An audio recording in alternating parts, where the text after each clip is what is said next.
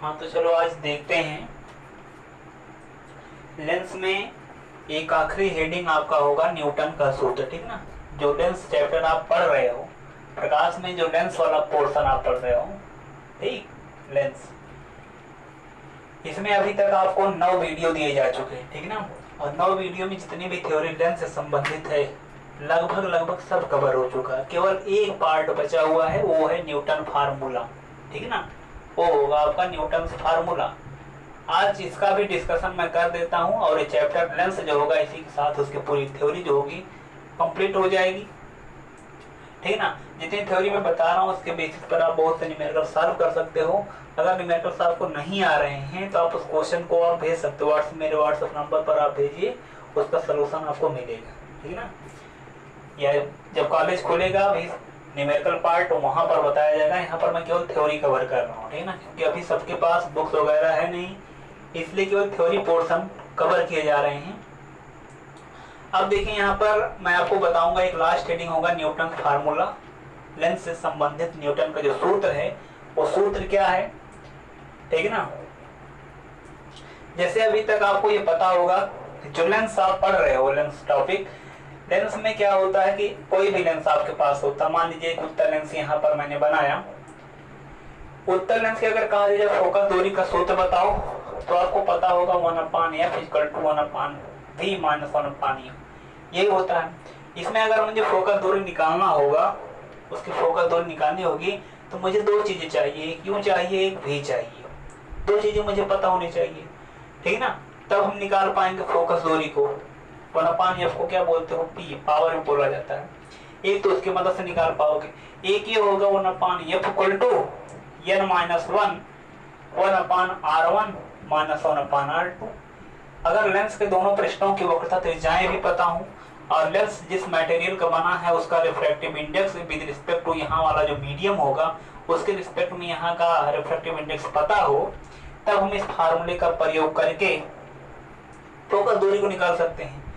पर जो न्यूटन का फार्मूला है उसमें क्या होगा कि हमें जो भी चीज डिटरमाइन करने होंगे, निकालने होंगे, चाहे वह मुझे फोकस दूरी निकालनी होगी, उससे हम 2 फोकस दूरी निकाल पाएंगे, एक प्रथम फोकस दूरी, एक द्वितीय फोकस दूरी, 2 चीजें, ठीक ना। उसमें u और v का कोई रोल नहीं होता है, ठीक ना। u और v जो यहाँ पर लिखे गए इसका कोई रोल नहीं होगा, या उसमें n का कोई रोल नहीं होगा, r1 r2 कोई रोल नहीं होगा, ठीक ना। उसमें जो रोल रहता है प्रथम फोकस दूरी का रहता है, द्वितीय फोकस दूरी का रहता है, और 2 दूरियां x1 और x2 होती हैं। अभी मैं आपको बता दे रहा हूँ सब चीजें, देखिए क्या है।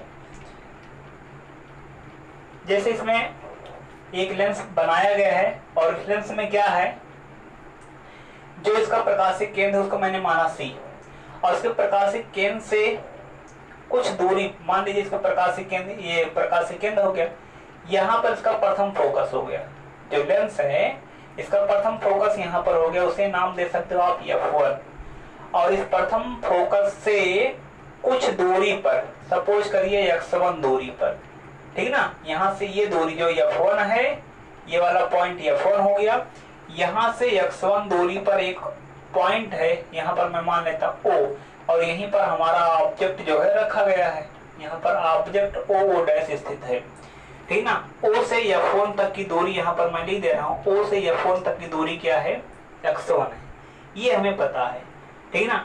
अब जब इसका इमेज बनेगा, इसका जो इमेज बनेगा, ठीक, वो इमेज जो होगा द्वितीय फोकस से x दूरी पर बन रहा है। जैसे देखिए मैं इमेज इसका किरण खींच रहा हूँ, तो यहाँ पर मैंने किरण यहाँ से गुजारा ऐसे, ठीक ना। तो यहाँ से मोड़ूंगा, यहाँ दोनों स्थान से, इसलिए बीचों बीच से मोड़ दिया जाएगा, इसको यहाँ से दिखाया जाएगा, मोड़, यहाँ से इसका अपवर्तन दिखा दिया जाएगा, क्योंकि अपवर्तन पहले पृष्ठ से भी होता है, दूसरे से भी होता है।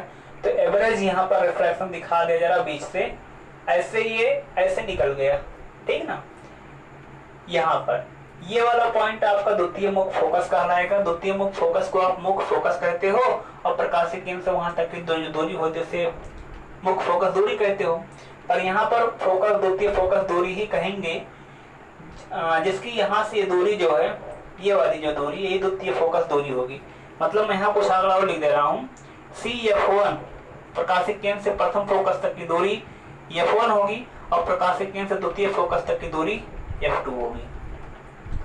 जो इसका ऑब्जेक्ट यहाँ O डैश, इसका जो इमेज बन रहा है वह F2 से X2 दूरी पर बन रहा है। मतलब देखिए किरण लेके कैसे खींचा जाएगा।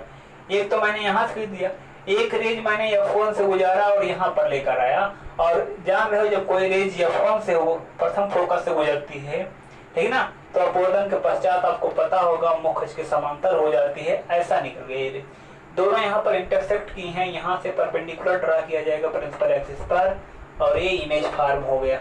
जो ऑब्जेक्ट आपका O डैश है इसका इमेज यहाँ पर बन जाएगा OII डैश, ये इसका इमेज बन गया, ऑब्जेक्ट का इमेज यहाँ पर बन गया है। अब यही जो इमेज यहाँ पर बना यही डिस्टेंस x2 है, मतलब कि यही F2I जो है यही क्या है, x2 है। यही चार आंकड़े हमारे पास होते हैं, x1 f1 x2 f2, यही चार आंकड़े हमारे पास होते हैं। तो जो न्यूटन का इसमें फार्मूला होता है, न्यूटन का जो फार्मूला होगा वो न्यूटन का फार्मूला यही होगा कि अगर प्रथम फोकस से बस तक की दूरी x1 हो और द्वितीय फोकस से प्रतिबिंब तक की दूरी x2 हो तथा उस लेंस की प्रथम फोकस दूरी f1 हो और द्वितीय फोकस दूरी f2 हो, तब इन चारों के बीच जो रिलेशन होता है वो ये होता है x1 x2 equal to f1 f2। यही रिलेशन होता है इनके बीच। जो चारों क्वांटिटीज यहाँ लिखे गए हैं इनके बीच का जो रिलेशन होगा वो ये होगा x1 multiply x2 equal to f1 multiply f2, ये रिलेशन होगा। चारों के बारे में इंफॉर्मेशन मैंने आपको दिया। जो यही रिलेशन आया that relation is called Newton formula, इसी रिलेशन को आप न्यूटन का सूत्र बोलोगे, ठीक ना। अब हम समझ लेते हैं इसका डेरिवेशन, इसको डिराइव कैसे किया जाएगा, ठीक ना। इस पर भी बहुत से क्वेश्चन सॉल्व किए जाते हैं बोर्ड एग्जाम के लिए। इसका डेरिवेशन मोस्ट इंपॉर्टेंट होगा, ठीक ना। इसका डेरिवेशन आप कर सकते हो, बहुत सिंपल सा डेरिवेशन होगा और ये बोर्ड एग्जाम में पूछे भी जाते हैं, इनके भी क्वेश्चन में पूछे जाते हैं, ठीक ना। कुछ ना कुछ तो इस लेंस वाले पार्ट मतलब इस संबंधित जरूर पूछा जाता है, तो आप इसको याद रखिएगा। चलिए इसका डेरिवेशन मैं करके आपको दिखा देता हूँ। न्यूटन का जो फार्मूला होगा अगर क्वेश्चन पूछा जाएगा तो ऐसे पूछा जाएगा, लेंस संबंधित जो न्यूटन का सूत्र है, ठीक ना, उसका आप सत्यापन कीजिए। तो यही होगा x1 x2 equal to f1 f2। कहीं कहीं ऐसा भी मिलेगा। हाँ तो चलो देख लेते हैं डेरिवेशन इसका, ठीक। जैसे मैंने अभी आपको बताया कि यहाँ से f1 जो प्रथम फोकस है वहां से ऑब्जेक्ट तक की डिस्टेंस जो है वो x1 है, और उसके बाद क्या बताया जो द्वितीय फोकस है, यहाँ पर जो सेकंड फोकस लिखा है जिसे आप प्रिंसिपल फोकस कहते हैं, वहां से लेकर के इमेज तक की डिस्टेंस, ये डिस्टेंस क्या है x2 है और ये इतनी डिस्टेंस क्या है x1 है, ये मैंने आपको बताया, ठीक। और जो प्रथम फोकस दूरी है इतना डिस्टेंस, इतना ये केवल यहाँ से यहाँ तक C से F1 तक की दूरी वो है F1, इसको आप F1 लिख सकते हो। और यहाँ से C से F2 तक ये डिस्टेंस जो है कितना है F2 है, द्वितीय फोकस दूरी, ठीक है ना, F2 है। ये इतनी चीजें हमें पता है। अब मुझे इसका डेरिवेशन करना है। मैंने आपको बताया कि x1 x2 equal to f1 f2, यही न्यूटन का फार्मूला कहलाता है। इसका डेरिवेशन करने के लिए आप करोगे क्या, देखिए स्टार्टिंग से पहले दो त्रिभुज सिलेक्ट किए जाएंगे जो सिमिलर होंगे, और उसके बाद लास्ट से एक बार लेफ्ट साइड में एक बार राइट साइड में दो ट्राइंगल सिलेक्ट किए जाएंगे, और दोनों ट्राइंगल होंगे कैसे, सिमिलर होंगे, ठीक ना। देखिए हम इसका एक नामकरण कर देते हैं। इस पॉइंट को मैं मान लेता हूँ, जैसे यहाँ पर लिखा गया C, ये वाला पॉइंट C जो है ये है प्रकाशिक केंद्र, ऑप्टिकल सेंटर, ये वाला पॉइंट जा पता है। यहाँ पर इस पॉइंट को मैं मान लेता हूँ C डैश, या कुछ ऐसा मान सकते हो। सपोज करिए मैं इस पॉइंट को मान लेता हूँ D, ये वाला पॉइंट यहाँ पर पॉइंट किया गया है वाला पॉइंट D है। अब डेरिवेशन करने के लिए हम यहाँ पर दो त्रिभुज ले रहे हैं। एक त्रिभुज A मतलब F1O डैश, F1CD, ठीक है ना, ये दो त्रिभुज देख रहा हूँ। तो यहाँ पर देखिए ये दोनों त्रिभुज हैं समरूप। मैं लिख नहीं रहा हूँ, समझा दे रहा हूँ, क्यों, क्योंकि समरूप अगर दो त्रिभुज होते हैं तो आपको पता है उनके संगत संगत कोण बराबर होते हैं, ठीक ना। अगर दो त्रिभुज के संगत संगत कोण बराबर होते हैं तो दोनों त्रिभुज समरूप होते हैं। तो इन दोनों त्रिभुज में देखिए कौन दो त्रिभुज, त्रिभुज F1O और O डैश, ठीक है ना, F1O डैश, और त्रिभुज यहाँ पर F1CD, ये दोनों त्रिभुज अगर देखे जाए दोनों सिमिलर है। क्यों? इनके संगत कोण बराबर।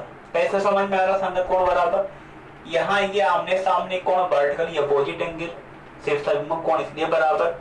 इसमें एक एंगल ये 90 है, इसमें ये एंगल 90 है, ठीक है ना। यहाँ पर सी से देखिए नीचे परपेंडिकुलर है, ये 90, इसमें ये 90, तो 90 90 इसलिए दो बराबर हो गए। तो बचा हुआ तीसरा, अगर दो कोण बराबर हो गए तीसरा अपने आप बराबर हो जाएगा, इसलिए ये वाला कोण इस वाले कोण के बराबर हो ही जाएगा।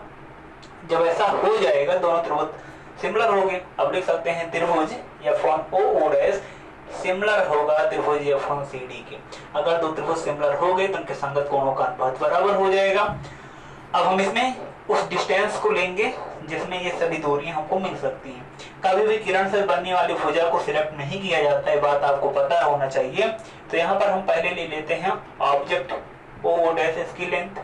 तो यहाँ पर हमने इसके सामने की शीर्षाभिमुख कोण के सामने भुजा, तो ये वाला इसके बराबर, तो इसी के सामने भुजा आप देखोगे बराबर बराबर कोण के सामने की भुजाओं का अनुपात समान होता है, उनका अनुपात समान होगा। तो यहाँ पर CD लिखोगे। इसके बाद देखिए हम इसमें ये वाली भुजा ले रहे हैं F1O। तो इसमें क्या ले लेते हैं, क्योंकि आपने इसके कोण इस वाली कोण सानुभुज देखा, ते वाला कोण इसके बराबर, इसके सामने भुजा इस वाले में क्या होगा, F1C होगा या CF1 ऐसा कुछ बोल सकते हो। तो इतना हो गया।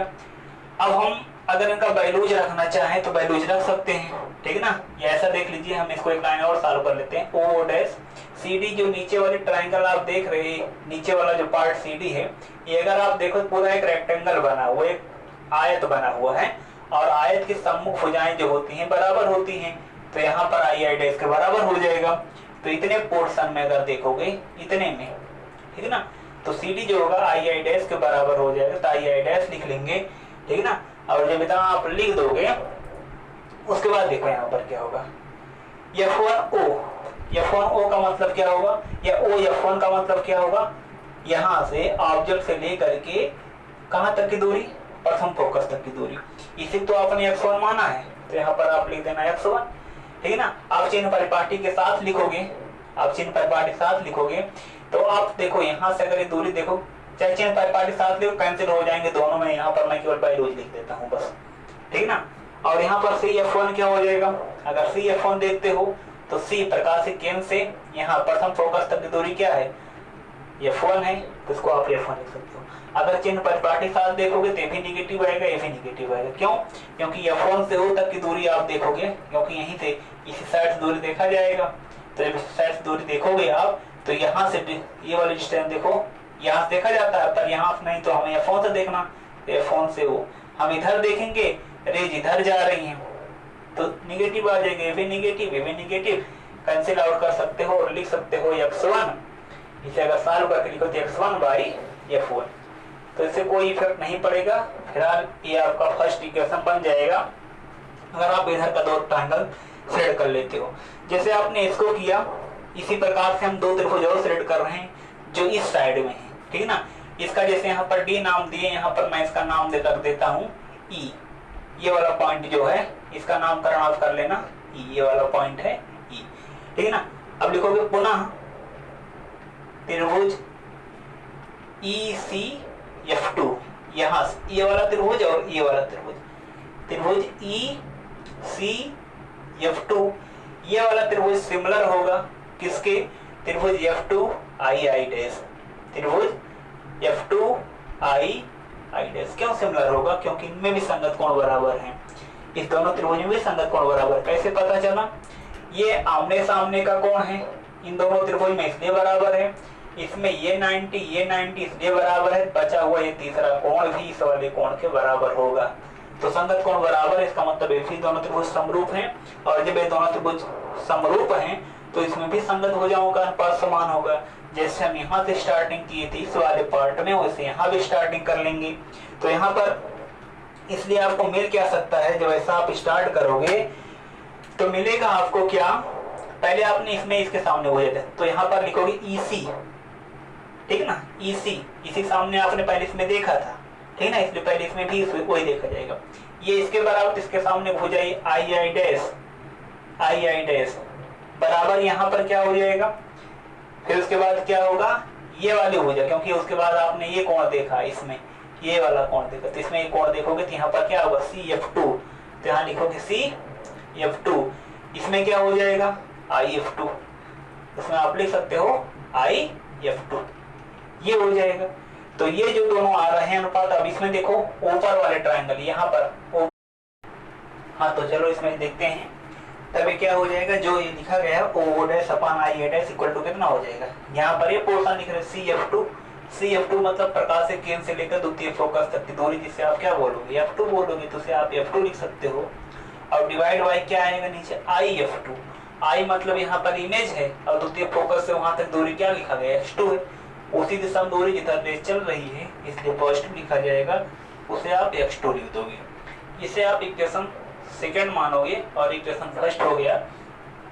जब दो समीकरण बन गए, अब दोनों का हम कंपेयर कर लेंगे। अब यहाँ पर हम क्या लिखेंगे, समीकरण 1 व 2 से, दोनों में आप देख रहे होंगे एक पक्ष दोनों के बराबर है, लेफ्ट हैंड साइड देख रहे हो दोनों का वही है, बराबर हो गए, तो यहाँ हम लिखेंगे इसमें समीकरण 1 व 2 से, समीकरण 1 व 2 से अगर आप देखते हो दोनों के पक्ष बराबर हैं, इसलिए दूसरा पक्ष भी बराबर होगा। तो x1 डिवाइड बाई यहाँ पर क्या है F1 इक्वल टू यहाँ पर क्या होगा, यहाँ पर क्या लिखा गया है F2 और डिवाइड बाई क्या होगा x2, इसे क्रॉस मल्टीप्लाई कराएंगे तो x1 x2 इक्वल टू क्या आ जाएगा F1 इंटू F2 आ जाएगा।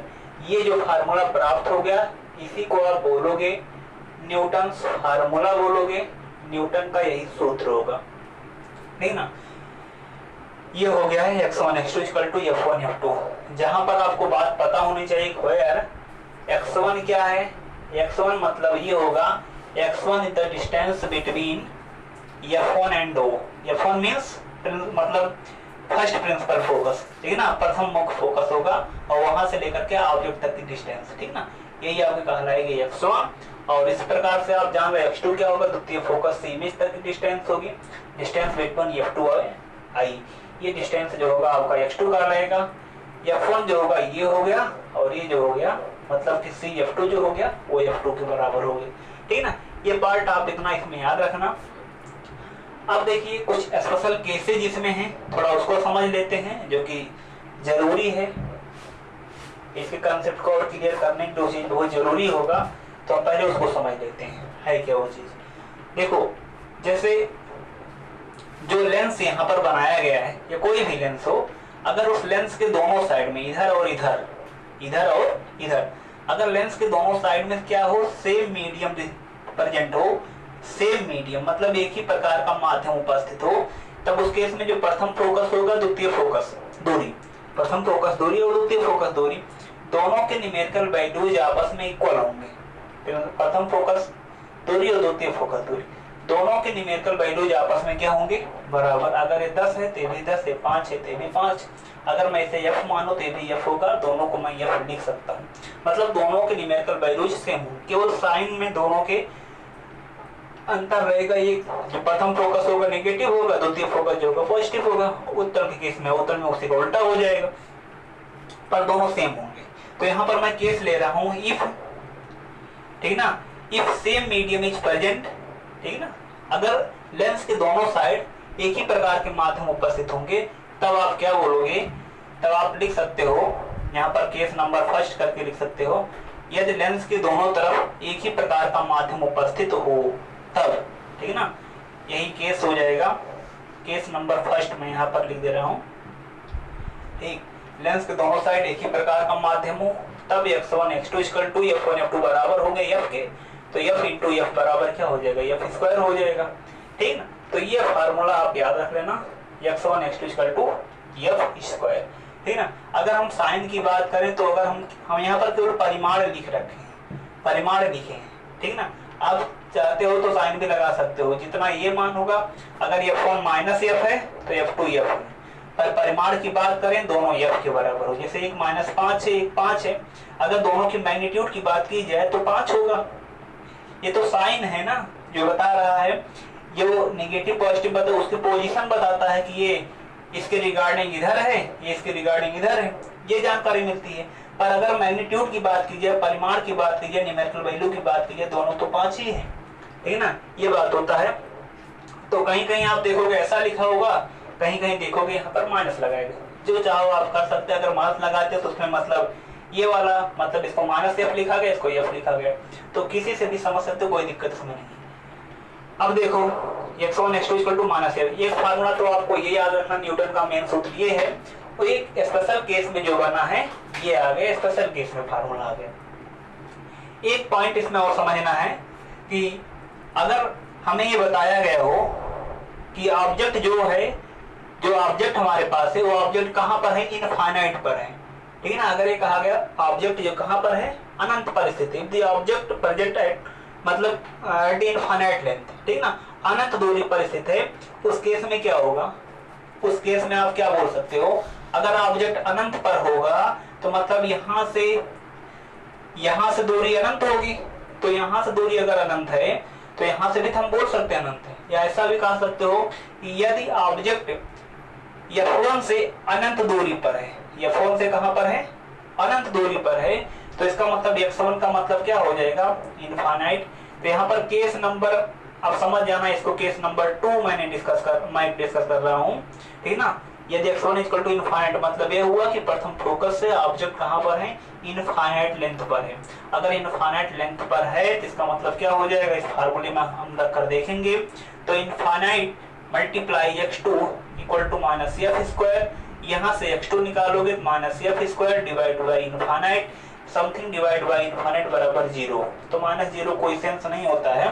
तो x2 का लेंथ कितना, x2 का वैल्यू क्या आ जाएगा, 0 आ जाएगा। इस बात को तो आप ऐसा भी समझ सकते हो, जैसे देखो कि अगर वस्तु अनंत, अगर यहाँ से अनंत पर है तो आप यहाँ से बोल सकते हो ना, लेंथ से भी तो अनंत पर है। जब ये दूरी यहीं से अनंत हो गई है, मतलब अपरिमित लेंथ यहीं से है, तो इसका मतलब लेंथ से भी, क्योंकि थोड़ा लेंथ जोड़ने अनंत में कोई जोड़ो घटाओगे तो अनंत ही रहेगा, तो इतना लेंथ अनंत हो गया। जब प्रकाश किरणें मतलब ऑब्जेक्ट अनंत पर हो गया तो अनंत से जो किरणें चलती हैं वो कैसे चलती हैं, पैरेलल चलती हैं, ठीक ना, पैरेलल चलती हैं। तो जब पैरेलल चलेंगे ऐसे किरणें आएंगी, बताओ रिफ्लेक्शन, जब इसका रिफ्रैक्शन होगा तो ये क्या होंगी, द्वितीय फोकस से होकर जाएंगी, यहीं पर आकर मिलेंगी, इसका मतलब इमेज यहीं पर बनेगा। और जब इमेज यहीं पर बनेगा यही तो एफ होगा, यही तो एफ होगा, ठीक है ना, यही एफ होगा। और आपको बताएगा क्या नाम है, x2 क्या होगा, f2 और I के बीच की दूरी, यही इसमें f2 भी होगा, मतलब द्वितीय फोकस भी होगा, वहीं पर इमेज भी बनेगा। दोनों एक ही पॉइंट जब हो जाएंगे इसका मतलब x2 क्या आ जाएगा, 0 आ जाएगा। आप इस बात को याद रख सकते हो, ठीक है ना। यही केस नंबर इसमें सेकंड हो गया, इस पॉइंट को आप याद रखना। अगर x1 इनफाइनाइट होगा तो x2 0 हो जाएगा, अगर x2 इनफाइनाइट हो जाएगा तो x1 0 हो जाएगा, क्योंकि आप ये देख रहे हो इस वाले पॉइंट को। तो एक केस ये हो जाएगा। अब एक केस मैं और डिस्कस कर लेता हूँ। अगर x2 0 हो जाए, x2 इनफाइनाइट हो जाए, यहाँ पर मैं लिख देता है केस नंबर 3 होगा, तीसरा केस होगा। अगर x2 इनफाइनाइट हो जाए तब देखो यहाँ पर x1 मल्टीप्लाई इनफाइनाइट बराबर माइनस एफ स्क्वायर, तो यहाँ से x1 आप निकालो कितना आ जाएगा, minus f square divide by infinite बराबर आ जाएगा 0 के। तो यहाँ से देख रहे हो x1 0 आ गया, x1 0 आ गया। अब की बार आपने क्या समझा यहाँ पर, x2 0, x2 क्या है, इनफाइनाइट। x2 इनफाइनाइट का मतलब ये है कि जो द्वितीय फोकस है वहां से जो इमेज बना है ये अनंत दूरी पर, यहाँ से अनंत दूरी पर बना है। तो जब इमेज अनंत दूरी पर बना होगा, इमेज अनंत दूरी पर बना होगा, इसका मतलब x1 कहाँ होगा, जो x1 होगा वो कितना होगा, तो x1 क्या होगा, 0 होगा। x1 का मतलब ये हो गया कि प्रथम फोकस से जो ऑब्जेक्ट होगी वह 0 डिस्टेंस पर होगी। f1 से ऑब्जेक्ट तक की डिस्टेंस क्या होगी, 0 होगी। मतलब 0 होने का ये सेंस होता है कि ये और ये सेम है, जहां ये वाली डिस्टेंस 0 होने का मतलब क्या है, ऑब्जेक्ट तुम्हारा कहां पर होगा, F1 पर होगा। जब ऑब्जेक्ट F1 पर होगा तभी तो घट करके 0 हो जाए, क्योंकि यहाँ है तो x1 है, यहाँ आएगा तो x1 कुछ घटेगा, यहाँ आएगा और घटेगा, यहाँ आएगा और घटेगा। जब ऑब्जेक्ट हमारा यहीं पर आ जाएगा, यहीं पर आ जाएगा, प्रथम फोकस पर आ जाएगा, उस केस में हमें x1 का मान क्या मिल जाएगा, 0 मिल जाएगा। और इस बात को आपने पहले ही पढ़ रखा है, क्या पढ़ रखा है, आपको ये बताया गया है कि जो लेंस है अगर उसके प्रथम फोकस पर ऑब्जेक्ट स्थित होता है, ये प्रथम फोकस हो गया F1, अगर यहीं पर ऑब्जेक्ट हमारा स्थित होगा तो आपको पता होगा कि उसका इमेज कहां पर बनता है, अनंत पर बनता है। क्यों? क्योंकि एक समांतर किरण आप गुजारोगे तो क्या होगा, अपवर्तन के पश्चात, अपवर्तन जब होगा तो द्वितीय फोकस से होते हुए इसे निकल जाएगा। और एक किरण आप यहाँ से, मतलब ऑप्टिकल सेंटर जो प्रकाशिक केंद्र वहां से गुजारोगे तो ऑप्टिकल सेंटर से जाने वाली रेज सीधे निकल जाती है इससे। ये देख रहे हैं दोनों रेज इस प्रकार से जाएंगी, ऐसा यहाँ पर इनका इंटरसेक्शन तो यहाँ तो हो नहीं रहा, तो कहाँ पर काटेंगे, अनंत पर आप मानोगे। क्यों? ठीक ना, किरणें कहाँ पर काटेंगी, अनंत पर काटेंगे। इसका मतलब इमेज कहाँ फॉर्म होगा, अनंत पर फॉर्म होगा। जब अनंत पर फॉर्म होगा तो मतलब वहां पर हमारा x2 इनफाइनाइट होगा और x1 हमारा क्या आ जाएगा, 0 आ जाएगा। ये इसमें दो केसेज हैं, ठीक ना, जिसका डिस्कशन मैंने यहाँ पर किया। और इसी के साथ आपका जो लेंस का टॉपिक जो आप लोग पढ़ रहे हो, ये उसमें लास्ट हेडिंग था जिसका डिस्कशन मैंने कर दिया, ठीक ना। अब इसी के साथ आपका ये लेंस वाला टॉपिक टोटली कंप्लीट हो चुका है, ठीक। अब इसके बाद आपको इसमें जो और चौथा चैप्टर होगा जो प्रिज्म होगा, ठीक, प्रिज्म होगा, ये तो स्टार्ट किया जाएगा, ठीक ना। लेंस के बाद प्रिज्म स्टार्ट करूंगा, पर अब इसी के साथ साथ मैं आपको स्टार्टिंग से फिजिक्स मंडे से आपको स्टार्टिंग के वीडियोज मिलेंगे। जैसे आपको पता होगा कि टोटल जो आपको फिजिक्स पढ़ना है उसमें आपको 32 चैप्टर पढ़ने हैं, ठीक, 32 चैप्टर पढ़ने। किसी किसी किताब में देखोगे दो चैप्टर मिलाकर लिखे, किसी में 30 है, किसी में 32 है, एनसीईआरटी वाले में तो और कम है, 18-20 करीब है, तो उसमें तो और कम दिया गया है। लेकिन मैं जो प्राइवेट बुक्स हैं उसमें देखा 32 दिए गए हैं। तो यहाँ पर देखिए, ये आप पढ़ लिए, ये मैं स्टार्ट करूंगा, इसके बाद यही स्टार्ट किया जाएगा। पर डिमांड कुछ लोग ये कर रहे हैं, सर जी स्टार्टिंग से आप पढ़ाइए, मतलब कि जो पहला चैप्टर होगा वो आप जान रहे हो क्या, इलेक्ट्रिक फील्ड, जो नोट्स आपको मिला है विद्यालय से, इलेक्ट्रिक फील्ड, वैद्युत क्षेत्र और वैद्युत आवेश, मतलब ये वाला चैप्टर यहाँ पर लिख दे रहा हूँ, electric charge and electric field, यही होगा। ये आपका पहला चैप्टर होगा, वैद्युत आवेश एवं वैद्युत क्षेत्र, ठीक ना, ये पहला चैप्टर होगा। और मंडे से आपको इसका वीडियोज मिलेगा, ठीक ना, एक एक करके आपका इसका वीडियोज आपको दिया जाएगा। फर्स्ट लेक्चर जो होगा वो इंट्रोडक्शन क्लास होगा, जिसमें मैं आपको जो फिजिक्स है उसके जो शाखाएं हैं सब, हर मतलब कि शाखा में किसका डिस्कशन क्या चीज अध्ययन किया जाता है वो सब बातें बताऊंगा। उसके बाद उसी में मैं आपको बताऊंगा कॉन्सेप्ट ऑफ चार्ज, आवेश की संकल्पना क्या होती है, ये बात डिस्कस किया जाएगा, ठीक ना। तब तक आप लोग लेंस से जो जहां तक आज कंप्लीट हुआ है इसको आप अच्छी तरह से रिवीजन कर लेना। इसके बाद ये भी आपको वीडियो मिलेगा अल्टरनेट करके, एक दिन ही आएगा तो एक दिन ही आएगा, ठीक ना, ऐसे वीडियो जो आपको मिलते रहेंगे। लेकिन मंडे को जो मिलेगा वीडियो वो इसका होगा, फर्स्ट चैप्टर होगा स्टार्टिंग से भौतिक विज्ञान का पहला chapter, electric charge and electric field, वैद्युत आवेश एवं वैद्युत क्षेत्र, ठीक ना, इसी पर वीडियो जो आपको मिलेगा, ठीक। तब तक आप लोग इसकी तैयारी अच्छी तरह से करिए और अपनी पढ़ाई को जारी रखिए।